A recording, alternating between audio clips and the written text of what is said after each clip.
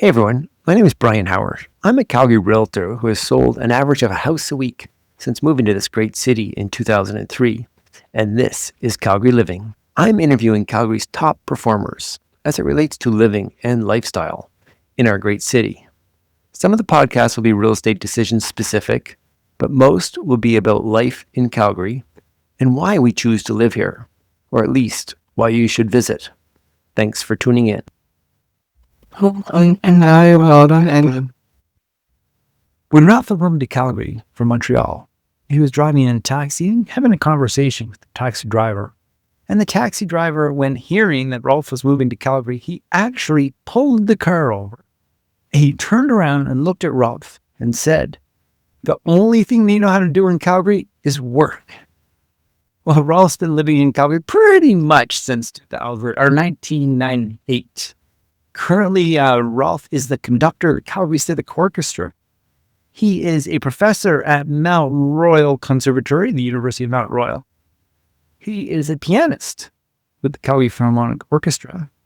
And he is the artistic director of the Instrumental Society of Calgary. He's a busy man in his artistic endeavors and took an hour of his time to meet with me for you on this podcast.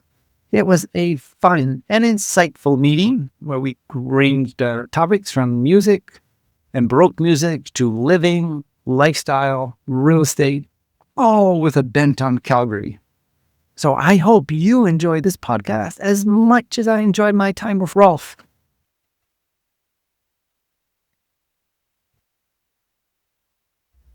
Ralph, thank you so much for taking time out of your busy schedule to be a guest on the podcast, Calgary Living, Real Estate, and Lifestyle.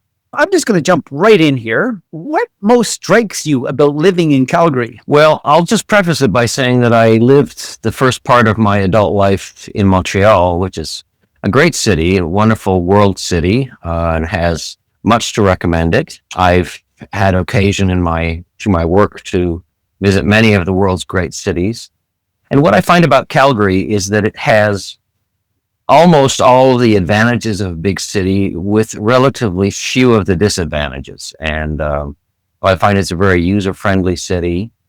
I know people like to moan about the traffic problems here, but frankly, after living 30 years in Montreal, I have no sympathy for them whatsoever.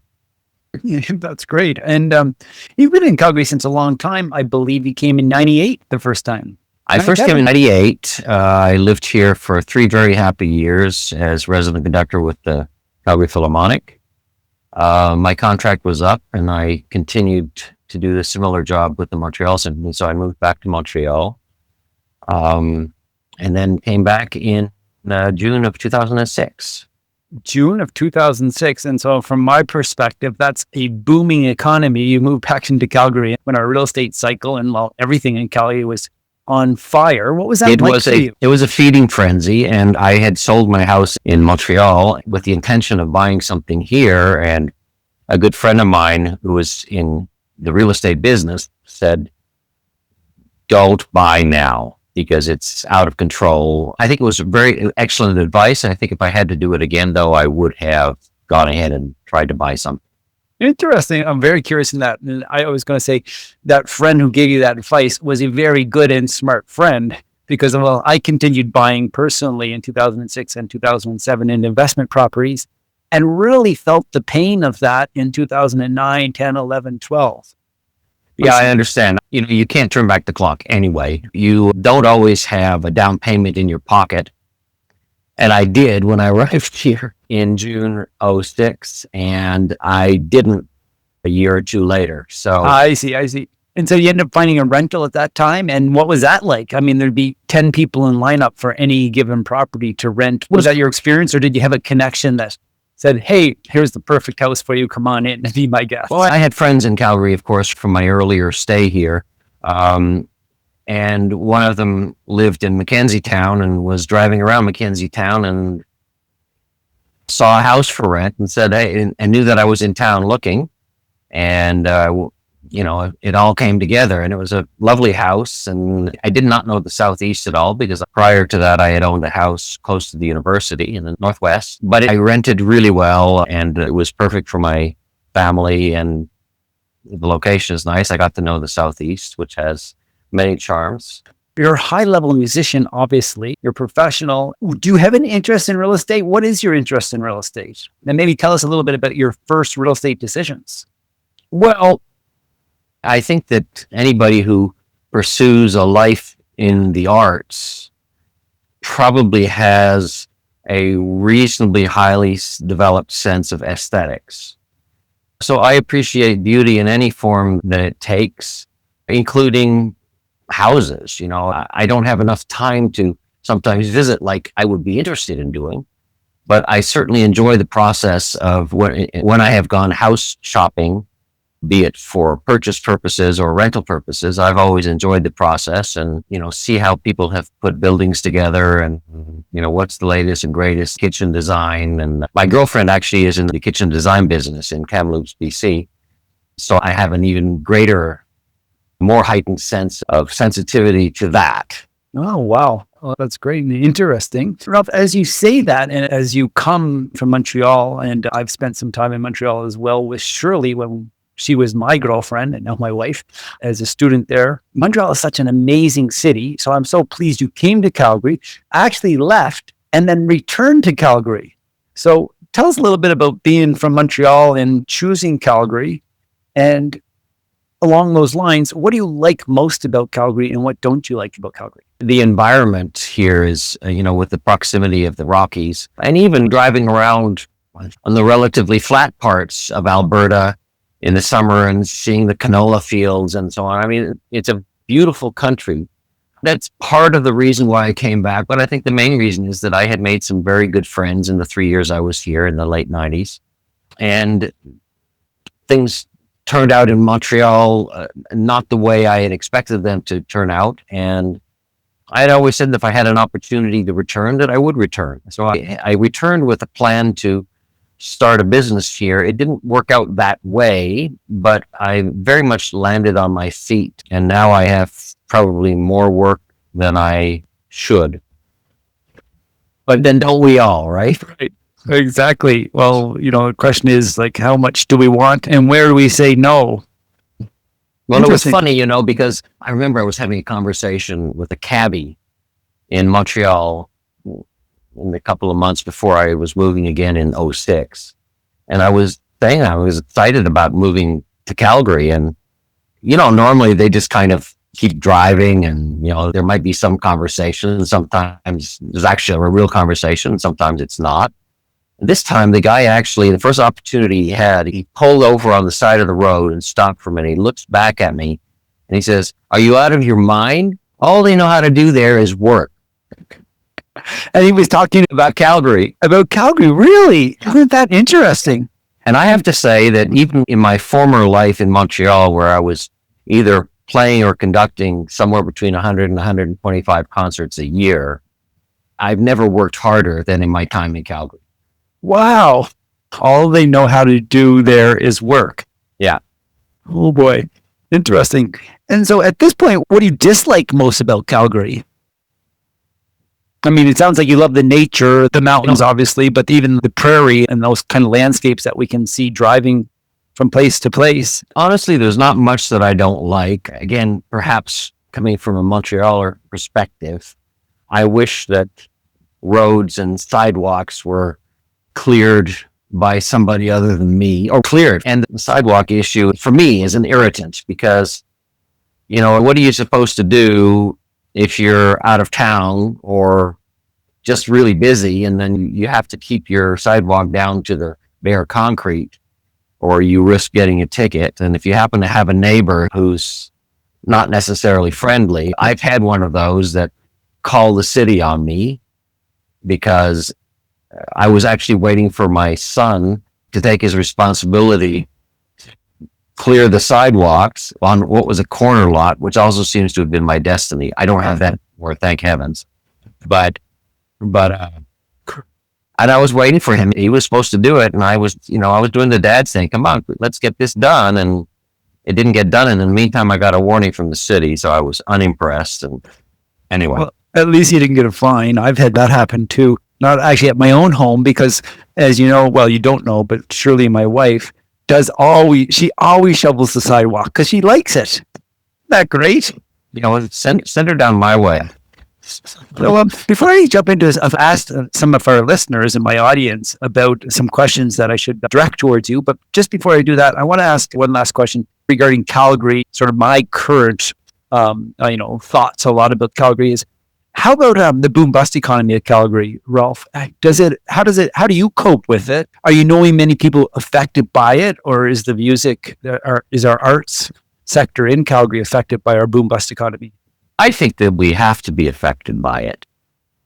And the biggest way, I think, in terms of performing arts organizations, is that it makes what is already a challenge to find sponsorship and donation dollars that much more difficult, because people just don't have as much, and there's not as many people or organizations or companies out there that are in a position to help the arts organizations. And I think that we all feel that to one extent or another. In terms of my own personal life, I don't think, from what I've observed, there always seems to be kids who need piano lessons or whose parents would like them to have piano lessons. So I think we are perhaps somewhat on that level as teachers, somewhat inured. And the conservatory, of course, has a wonderful reputation and has a wonderful faculty of teachers for every instrument and beyond. There seems to be enough of a market that I'm not the person necessarily to be up on what all those figures are, but in my own personal experience, I find that we are relatively inured from the bust economy on that level. But certainly, as I said, in terms of organizations and trying to find sponsorship dollars, it's much more challenging when the economy isn't booming. Interesting. I maybe like to touch back a little bit on, as I was reading a little bit on you, and you're a very, very active performer with more than, I think, 4,000 performances at this time, but now focusing more on music education, I guess maybe primarily through the Mount Royal University. Is that correct? Yeah. When I came here from Montreal, I looked for various opportunities and finally was able to get a faculty position at the conservatory. It's an amazing institution. It really is. And the program that I have led for the last several years, the Academy Piano Program, is seen around the world by those who know it as being a real model for training and schooling and mentoring young artists. There have been so many on a wide variety of instruments that have gone on to have careers as musicians, which is, I tell you, this is not a given. This is tough. And there are a lot of awfully talented people out there that have not been able to achieve that. So I think it's something that we're doing a lot of things right. And we've been recognized around the world. And because of my position at Mount Royal, I've been able to teach at the Beijing Central Conservatory and in Italy and in other places in China. So it's something, I think it's a real treasure in the musical community, in the educational community in this city, that we have this conservatory. I've heard lots of great musicians come out of it and continue to see the odd performance and really enjoy it. One of my listeners, I said, what kind of questions should I have for you? And I got a couple of music related questions. What do you think of the revival of music with original instruments? He was curious in your opinion on that. I think it's fantastic. We've experienced in the last, I would say, 40 or 50 years, an explosion to some extent of research done on historical performance practices. And you can't turn back the clock. The research is overall very scholarly and I believe very accurate. We don't have recordings from the time of Handel and Bach and Vivaldi. So it's educated guesswork. But I think that, we know what the instruments were. We know how they were different. Between that and anecdotal evidence and kind of working the clock backwards in time, people have done great scholarly work in trying to enlighten the performers on what likely was the performance style of such a bygone era. And I think it's a logical extension of that, that people said, well, okay, that's really cool, but let's try to recreate it. And if you're going to do that, one of the most essential tools is to have period instruments. The violin itself hasn't really changed from that as much as the bow has. Been a much more dramatic change in keyboard instruments, much more dramatic, even from 200 years ago to where we are as of about 100 years ago. The modern piano and certain modern pianos are just have such a different carrying power than what their ancestors did. But I think it's great. I think to have that trove of knowledge just makes us better understand and appreciate music as it was almost certainly intended to be played. Now, you can get quite the variety of opinion and results depending on which particular Baroque expert you may be speaking to or working with. So it is inevitably, to a certain extent or another, guesswork. Right. When you with your own CD collection, what are you listening to? Are you listening to music with original instruments these days, or with more contemporary instruments? The fact of the matter is that what I conduct is not a Baroque orchestra. When I conduct Baroque music using modern instruments, the aesthetic has some foundation in the past, but certainly is affected by the forces that I have in front of me. So is it the same? There are elements of period practice that I use, but the fact of the matter is that people are playing on contemporary instruments, on modern instruments. And so it ends up being something of a hybrid. I don't think, though, that the music is any less well served because it's played on modern instruments than it is on Baroque instruments. The fact that it's played on period instruments does not in and of itself make it a more compelling performance. Bottom line is, I'm looking for a compelling performance. Okay. Sometimes that may involve, in the case of Baroque music, it may involve period instruments, but it may not. Same thing. If you go, I'll give you another example that's quite specific. The Civic Symphony in our April concert coming up is doing the mighty Eroica Symphony by Beethoven. Okay. And when I conducted that for the first time, I kind of had bookended reference performances. When I listen to music that I'm conducting, it's sort of to, I don't know, to have inspiration perhaps, but to listen to different things from different people. And for the Beethoven symphonies, one of the landmark recordings was the complete symphony set was conducted by John Eliot Gardiner. And this still is a reference set for conductors because he did his best to respect as literally as possible Beethoven's indication. And it's a fascinating document, very compelling performances. And my other set of that was the first set of recordings made in the early 60s by Herbert von Karajan and the Berlin Philharmonic. It had nothing to do with period instruments at all, but Beethoven was extraordinarily well served. And just to give you an example of how dramatically different these things can be and still be absolutely compelling, the John Eliot Gardiner recording of the slow movement of the, as I recall, was around 12 minutes long. And the Berlin performance was about 17 minutes long. So that's dramatically different. But, oh my gosh, equally compelling performances. And so anyway. Well, we'll have to set those side by side and have a listen to both of them. Absolutely. And I'll include sort of links in the show notes on those two. Let me ask you, do you believe that different keys have different colors? Yes. Oh, neat. Can you explain that a little bit? I've just heard recently that the D major is the most happy of all keys. Is that true, or do you agree? Well, I mean, I think it depends a little bit. I think A major can be very happy also. And what color is a major?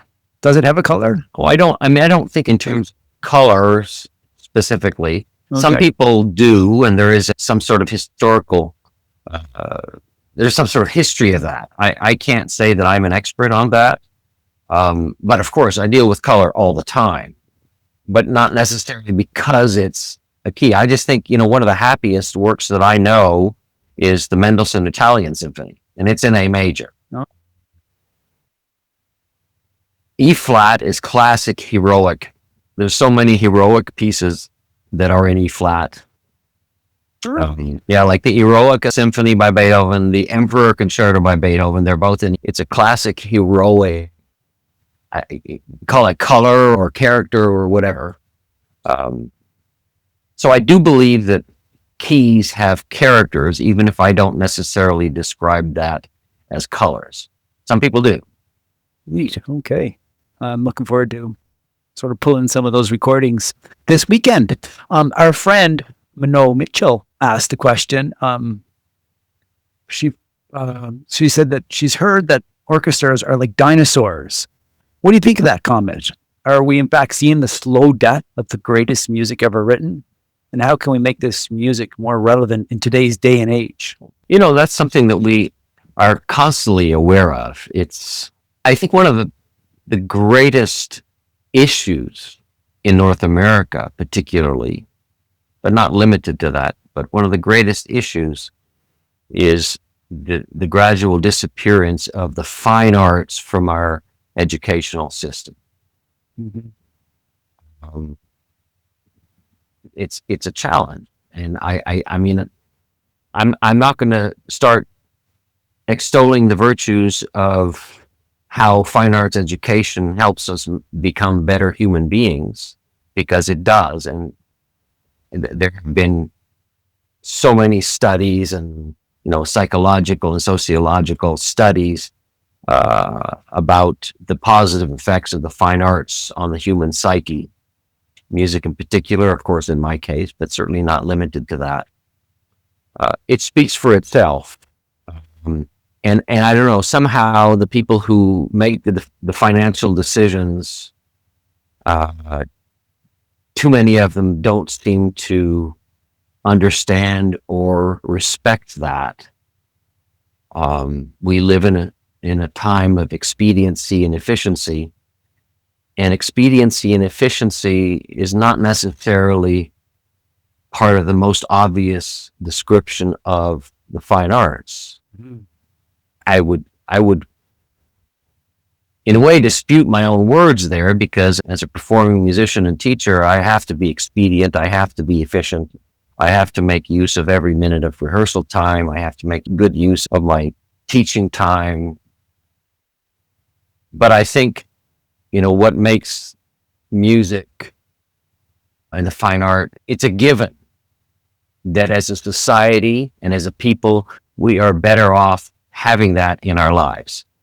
Unfortunately, the people who are responsible for making the decisions about this and the dollars and the resources that have to go to that, too often, especially in North America, don't appear to understand or appreciate the value of that. And I think, if you don't have a young audience, I mean, having a younger audience is the holy grail for everybody who puts on concerts. I sometimes wonder about it, because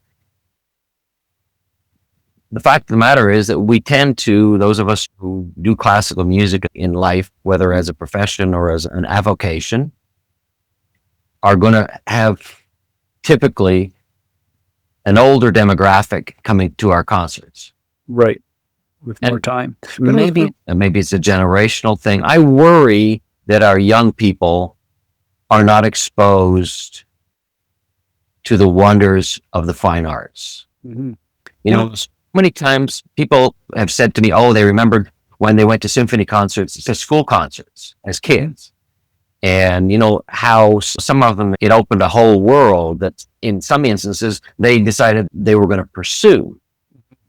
If you don't go to those concerts anymore, you don't even have the possibility of having those eye-opening soul opening moments. Right. I think that's the concern of all of us who are in this business, trying to always expand our audience base. And worry, I wonder what's our audience going to look like in 20 years. Interesting. And I've also heard that the quality of the quality of playing is better today than it was, 50 years ago. Is that true? Or I think 20 years ago, or certainly 200 years ago. Is that true? I think that it is, certainly on a level of technical proficiency. Okay. I can tell you that people who play in professional symphony orchestras, the degree of their competence is astonishing. Mm-hmm. The ability to accurately recreate some of the most demanding things almost instantly. I did it and I continue to do it for so long, but it still astonishes me that, what today's orchestras can put together on what is often very limited rehearsal time. On that note, you as a teacher, as a performer, as a pianist, as a conductor, how much of your time is dedicated towards practice currently? Or is it, reading the score and interpreting and going for it? Are you still practicing, or maybe you can just touch on that? I'm interested in that question more as an amateur athlete and how much I put into my sport. And what is your sport? I just like doing almost anything outside, but it tends to be involved endurance, such as cycling, biking, swimming and running, skiing. Yeah. Cross country? Yeah, I love cross country skiing. The short answer is, and I think that almost anybody especially who teaches a lot, will say, I don't practice enough. Teaching is very demanding, ultimately tiring. And I know that at the end of the day, if I come home from teaching, I have almost nothing left in the tank. So at that point, to do anything other than chill is a challenge. I sometimes have to, and I sometimes do. I talked about expediency and efficiency. I think as a concert pianist, as a conductor, I have learned over the years how to make the most out of the least in terms of practice time. It was interesting. I was having an interesting conversation with a bishop, an Anglican bishop that I worked with just last weekend, who I met and worked with in BC. She has retired officially, but had to come back to help out pending the election of a new bishop to replace her. But we had a conversation. I'm wondering, basically it boiled down to, I'm wondering what role my religion will play in my life when it's just between me and my religion, as she was facing the reality of retirement, because for the last 30 years, her religion has been her job. Right. Oh, right. Interesting. And I thought it was very interesting because, one day I hope to retire, and I think then what brought this up is your question, about practicing.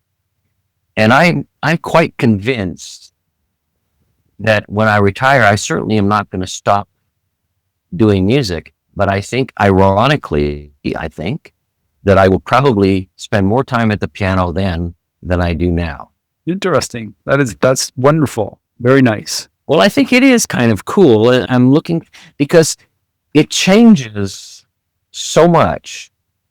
I'm very fortunate and very blessed to have been able to have a good career as a performing musician. The percentage of people who study music and who study music seriously and actually are able to earn a living in it is small. Mm-hmm. So I've been very fortunate. I love what I do. Not everything about it. Who does? But I love what I do, and I recognize that I am fortunate and blessed to be able to do it. Mm-hmm. But it is a job, and so to interrupt you on that, it being a job, and maybe the fear that we might have that this greatest music of the world ever written is some feel or going the way of the dinosaur. Another friend, my high school friend, Margot, asked the question, should we dumb down symphony concerts for the general population in order to survive and maybe give more people jobs? And or do we set the bar high to maintain standards of intelligence? That was her question. I mean, I'm not sure. I have no pretensions to have the answer to that question, any more than, the question about are symphony orchestras going the way of the dinosaurs. I think the art of what we do and what we have to continue to do is to find ways to get people to come to the hall, come to the concert. Mm-hmm. But what's at least as important is that when we get them there, we have to provide compelling performances. I believe that fine art, in this case music, has universal appeal if performed, especially if performed with sincerity, with conviction, and perhaps with introduction. There was a time when I was a kid, that people maybe even knew a little bit about Beethoven and Mozart. I'm not so sure they know that anymore.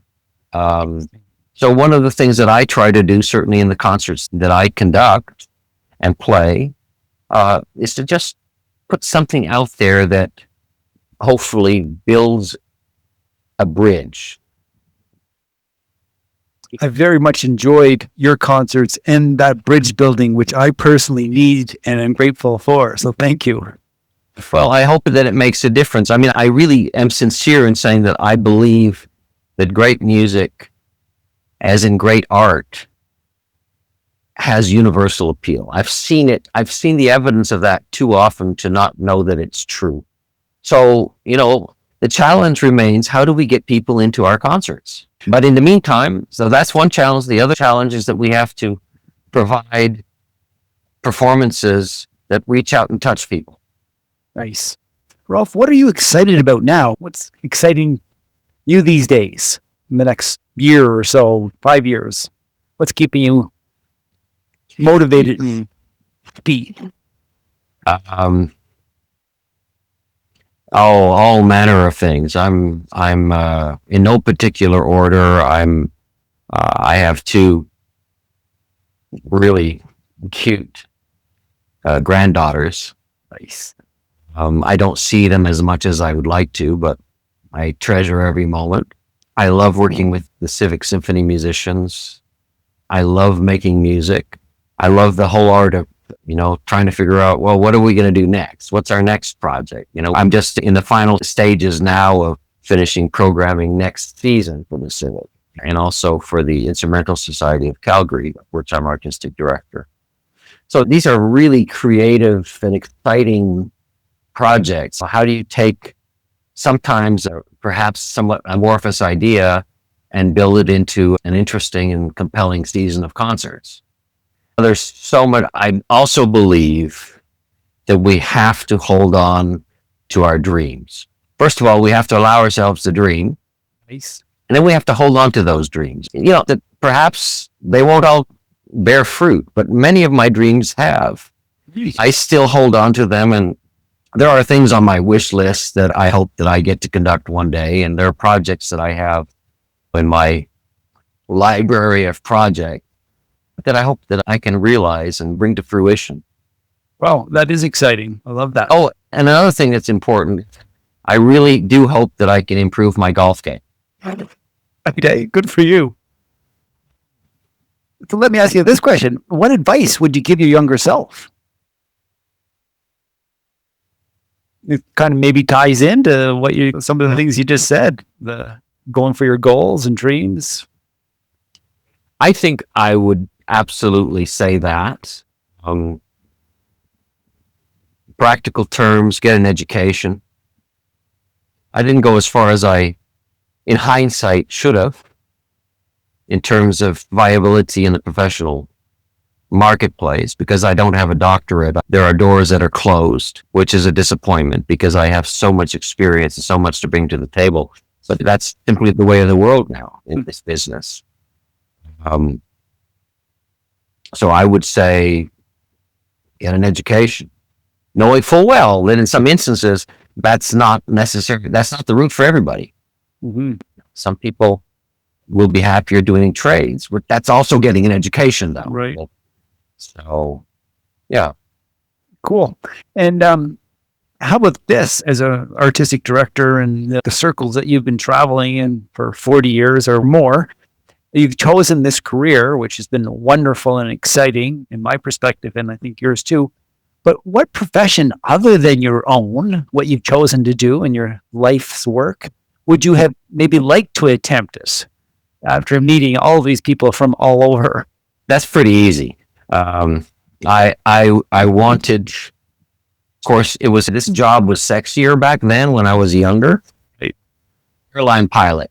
Oh, Yeah, cool. I love to travel, and I always been a closet pilot. I think it's in the blood. My father had his pilot's license, and both of my younger brothers at least took steps towards getting them. Neither of them actually completed those steps, but it's always been on my bucket list. I also was very interested in the diplomatic corps because I like working with people, representing my country.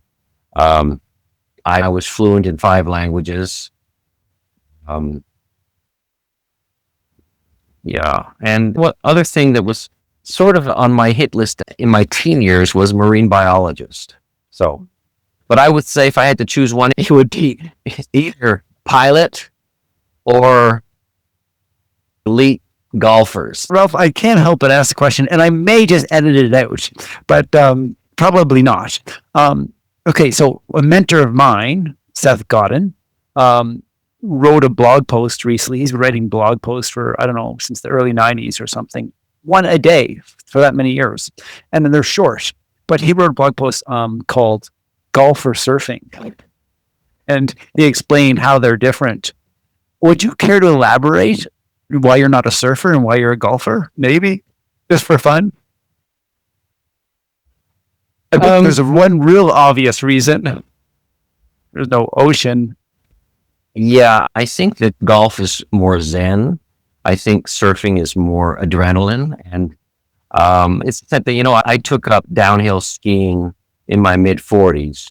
Mm-hmm. And I really enjoy it, but I am not. I have a highly developed sense of self-preservation. Mm-hmm. So I don't think I'm ever going to do a black run. I tried it once and it was an epic fail. I did not injure myself because I know how to protect myself, but I don't do it for the adrenaline. And I think that surfing would be more along the adrenaline side of things. And whereas golf is about aesthetics. It's about technique. Mm-hmm. There's a lot of parallels with the arts because, usually the environment, the context in which you play is beautiful. It's true. And when you hit that really nice shot and the ball cuts up against that beautiful blue sky and lands in the general proximity of where you hoped it would, that's a really nice moment. It feels good, and it's in a beautiful. And technique, as we all know, does make a difference in the same way as having good fundamentals as an instrumentalist makes all the difference in the world. Absolutely. Well, so my final question of the day, why or why not are you staying in Calgary? Well, I really like Calgary. I think that it has most of the advantages of a major international city and very few of the disadvantages. I love the fact that it's close to the mountains, although I must admit that I don't take advantage of that as often as I would like. I think it's a city that's easy to get around in. I think that it has, in terms of the arts, there's a very active community, both from a point of view of presenters and audience. I like the relative newness of it. You can get anywhere in the world easily from our airport. You've got really excellent restaurants, perhaps not as many as Montreal would have, but you've got enough that you can, if you have a nice night out at a restaurant, you can have an outstanding meal in any number of places in Calgary. Again, aesthetics. I think that our medical system and our educational system, even though they've faced challenges over the years, I think it's still one of the best around. I enjoyed here. I have to say, when I told friends of mine in Montreal the first time that I was coming here in the late 90s, you're going to hate the weather. It's so cold. And I have to say that I think the weather, by comparison with the East, is benign. I mean, yes, we get that week or two of bitter cold every year, but it's not that bone chilling, gets into your bones cold that the humidity of the East gives you. So for me, and there's much more snow in the East, and it's heavy. And it's, if you have to shovel that, you better be in some kind of decent shape. Here, you can almost blow it off with your car. Yes. I'm actually very happy with the climate here. I love the fact that it is overall sunny. Tends to be, we tend to get a lot of sunshine. And the winter, well, I don't personally have a problem with it. Maybe you shouldn't tell people that. I think compared to other winters that I've experienced, it's relatively benign, and I would love for it to be a month shorter, but Good. Do you have an ask or a wish for the audience? Open yourselves to being moved, and hopefully we can deliver on that openness. Nice. I'll give that some thought. Thank you. Ralph, how can people reach out to you? You're on Insta, you're on Twitter, I believe. I'm on Twitter. I think it's Maestro Birch. I'm on Instagram. I think it's also Maestro Birch. And that's Bertsch. Yes, it's complicated, but I'm used to it. And I've had lots of rehearsal time, thanks. Maestro, Maestro. Great. And I'll put the links to that too in the show notes. Ralph, it's been a real pleasure. Thanks for being on the show. Thanks for having me. Enjoyed it. Well, that was a fun podcast with Ralph Birch. What a pleasure to spend a bit of my Friday afternoon with Ralph. So the question becomes, how do we get more people in our music halls? Music certainly is great. Hopefully this podcast will help some of our listeners get to the halls to hear more music. Ralph Birch, what a builder of community, and a pleasure to have on the show. Look forward to connecting with him again in future episodes. So if you know others that should be on the podcast, Calgary Living, Real Estate and Lifestyle, reach out to me. I'm Brian Howard. You can find me as well on Insta at Calgary_Living. And all the connections to Ralph will be given as well. You can find him at, again, Maestro Birch on Insta and Twitter. And look for the links. Until next show, thank you so much for listening.